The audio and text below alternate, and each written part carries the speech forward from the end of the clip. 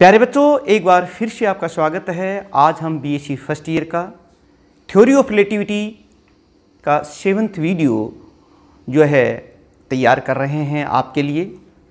आज के इस लेक्चर में हम एक इम्पोर्टेंट आर्टिकल लॉरेंट्ज़ ट्रांसफॉर्मेशन इक्वेशंस को यूज करते हुए ये देखेंगे रिलेटिविटी ऑफ साइमल्टेनियसली। पिछले वीडियोज़ में हमने देखा relativity of space, relativity of time, और उससे पहले हमने लॉरेंट्ज़ ट्रांसफॉर्मेशन इक्वेशन को स्पेशल थ्योरी ऑफ रिलेटिविटी को यूज करके ड्राइव किया था। तो आज का हमारा आर्टिकल है रिलेटिविटी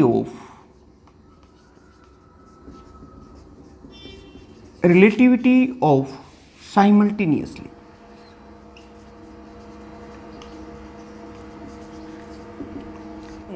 कि रिलेटिविटी ऑफ साइमल्टेनियसली है क्या, और इस तरह से आपका एक इम्पोर्टेंट क्वेश्चन जो है वो तैयार हो जाएगा। चलिए हम दो फ्रेम ऑफ रेफरेंस यहाँ बना लेते हैं।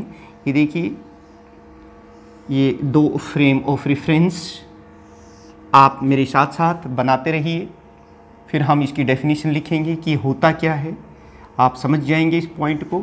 ये देखिए, ये हमारे पास दो फ्रेम ऑफ रेफरेंसेस हैं।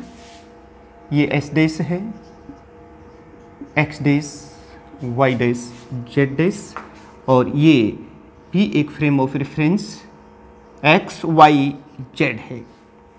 There are two frame of references here.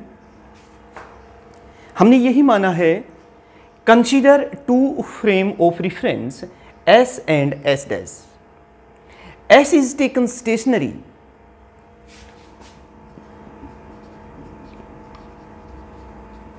and S dash is moving in positive direction of x-axis with constant velocity v.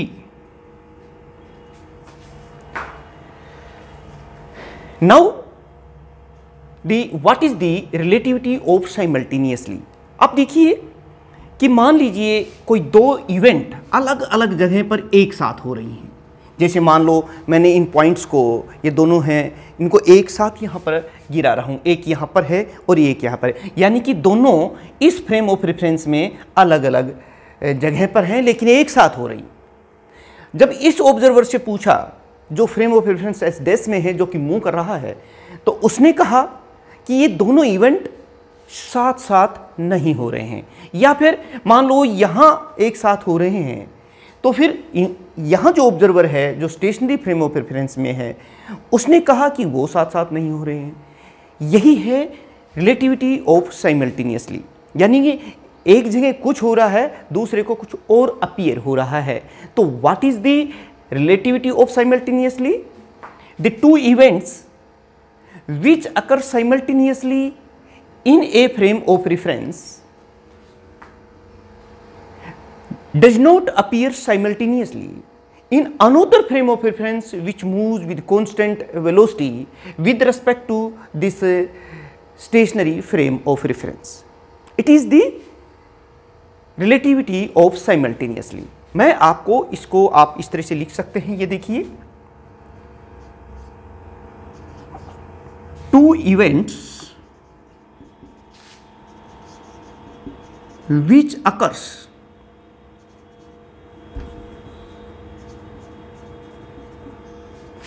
simultaneously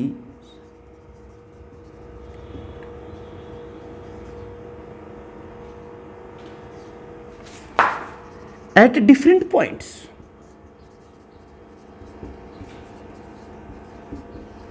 does not appear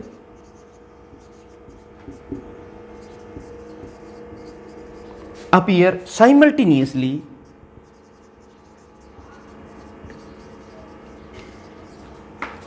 in another, मेरे साथ साथ लिखते रहिए, another frame of reference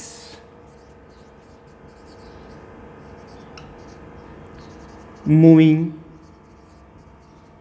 with constant velocity relative to, consider two events occurs simultaneously in frame of reference S dash, ये x1 dash location पर है जबकि ये x2 डैश लोकेशन पर है, लेकिन दोनों एक साथ हो रहे हैं। ये देखिए हम यही लिख रहे हैं, consider two events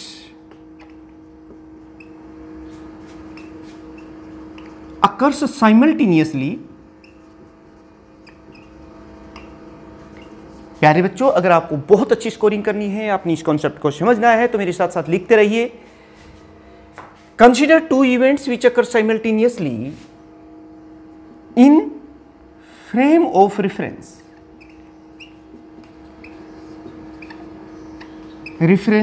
S dash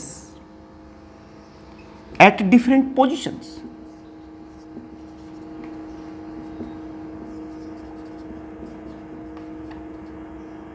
ये देखिए यहां पर ये हो रही हैं दोनों, एक t1 डैश टाइम पर थी, एक t2 डैश टाइम पर थी। अब क्योंकि वो साइमल्टेनियसली हो रही है तो ये तो बात तय हो गई, because these two events occurs simultaneously, यानी two events occurs simultaneously. Therefore फिर तो एक पॉइंट हमारे पास यहां आ जाएगा, हम लोग कह पाएंगे कि t2 dash is equal to t1 dash. समझ गए होंगे, क्योंकि एक साथ ये हो रहा है इसलिए टाइम सेम है, साइमल्टेनियसली हो रहे हैं तो यहां पर भी वही, यहां पर भी वही, दोनों साथ हो रही। अब हम ये देखेंगे कि क्या इन लोकेशंस के ऊपर भी जो अलग अलग पोजीशन है, ये x1 पोजीशन है और ये x2 पोजीशन है, यहां एक ऑब्जर्वर है जो इस इवेंट को, इन दोनों जो इवेंट्स हो रही हैं एक साथ, उनको ऑब्जर्व कर रहा है। क्या उसके लिए भी ये साइमल्टेनियसली हैं, वो देख लेते हैं। यानी अब हम क्या करेंगे, और इसके लिए हम लॉरेंट्ज ट्रांसफॉर्मेशन इक्वेशंस यूज करते हैं, क्योंकि यहां पर हम इसके लिए कर रहे हैं तो यूजिंग इनवर्स लॉरेंट्ज ट्रांसफॉर्मेशन इक्वेशन। ये देखिए इनवर्स लॉरेंट्ज ट्रांसफॉर्मेशन इक्वेशन,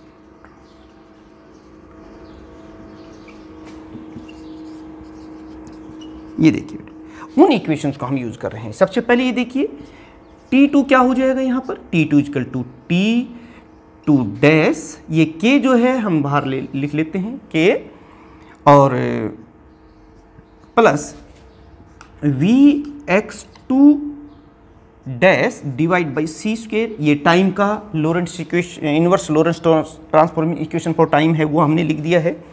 और ये देखिए T1 क्या होगा यहाँ पर, T1 it equal to K into T1 dash plus Vx1 dash divide by C square. ये देख लीजिए प्यारे बच्चों, इन दोनों इक्वेशंस को, और मैं तो कहता हूँ इस इक्वेशन को आप ध्यान रखिए। अब आप देखिए यहां पर पहले ही बता दिया गया है कि दोनों इवेंट्स साथ साथ हो रही हैं, यानी T2 dash is equal to T1 dash, ये आपको पता चलेगा, देख रहे हैं। यहां K क्या है ये भी आपको पता है, मैं वही चीज लिख देता हूं यहां पे। ये देखिए मेरे बच्चों, वेयर K क्या है ये आप जानते ही हैं, जिसको हमने पिछले वीडियो में ड्राइव भी किया था। It is equal to 1 minus V square by C square. ये है, ये constant and it depends on the velocity of this frame of reference S dash and the velocity of light, इन पर depend कर रहा है। और ये दोनों के लिए ही, क्योंकि v और c ये कांस्टेंट है, तो k की वैल्यू जो है ये दोनों ही फ्रेम ऑफ रेफरेंस या दोनों ही observer, for both the observer S in S and S dash is same, ये दोनों के लिए सेम है। और एक और बात देखिए, T2 dash equal to T1 dash, ये भी बराबर है। क्यों? क्योंकि ये साइमल्टेनियस इवेंट हो रहा है S डैश में, और एक ऑब्जर्वर है S वाला, वो इसको ऑब्जर्व कर रहा है। ये सेम है, ये सेम है, V और C स्क्वायर सेम है, लेकिन आप देख रहे हैं कि ये अलग अलग पोजीशंस पर ये इवेंट हो रहे हैं, एक साथ हैं, एक ही समय में हो रहे हैं, but they occurs at the different positions. It means that x1 dash is not equal to x2 dash, यानी कि but x1 dash is not equal to x2 dash। अब देखिए ये दोनों चीजें बराबर नहीं, बाकी सारी चीजें राइट साइड में आप देख रहे हैं आर इक्वल। अब बताइए कि क्या T2 और T1 इक्वल हो सकते हैं जब x2 और x1 डैश ये दोनों अलग अलग हैं? तो भला ये सारी चीजें बराबर कैसे हो सकती हैं, क्योंकि बाकी सारी चीजें तो इक्वल हैं ही। यानी हम कहेंगे using equation 2 and 3 and 1 can say, because one can say that, यानी यूजिंग इक्वेशन 2 and 3, आप देखिए इसको, वी नोट दैट, अब जो पॉइंट हमने नोट किया वो किया कि T2 is not equal to T1, मतलब जो एक साथ एस डैश में जो ऑब्जर्वर था वो उसको एक साथ ऑब्जर्व कर रहा था कि वो साइमल्टेनियसली हो रही हैं, एक ही टाइम में हो रही हैं। जो ऑब्जर्वर एस में है वो उसे एक साथ नहीं पढ़ रहा है, नहीं देख रहा है, जो उसके लिए ये जो अप्रियंट इवेंट्स हैं जो इसको लग रहा है वो अलग अलग हो रहे हैं। यही है रिलेटिविटी ऑफ साइमल्टेनियसली। यानी कि यहीं से अब हमें पता चला कि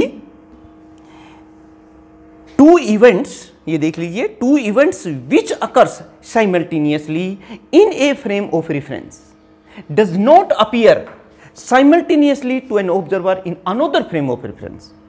वही चीज आपने यहां देख सकते हैं, और it is the relativity of simultaneously.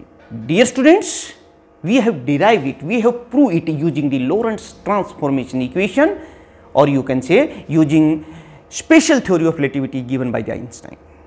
और प्यारे बच्चों, ऐसे ही आर्टिकल्स टू आर्टिकल्स, हम कोई भी आर्टिकल जो है आपका सिलेबस का वो इसमें मिस नहीं करेंगे। सभी आर्टिकल्स को हम लेने वाले हैं और मुझे पूर्ण होप है कि ये आर्टिकल्स आपको समझ में आ रहे होंगे। इनके नोट्स डाउनलोड करने के लिए आप डिस्क्रिप्शन में जाकर के लिंक लेकर के वहाँ से डाउनलोड कर सकते हैं। अपने नोट्स बनाइए, अपनी स्टडी कीजिए। इसके बाद इन एग्ज़ाम्स की आप कैसे तैयारी करेंगे हम उनके बारे में भी आपको बताएंगे, समझाएंगे। इंपॉर्टेंट क्वेश्चंस हैं वो भी, मतलब हमारा आपका एक ही लक्ष्य है, अच्छी स्कोरिंग करना।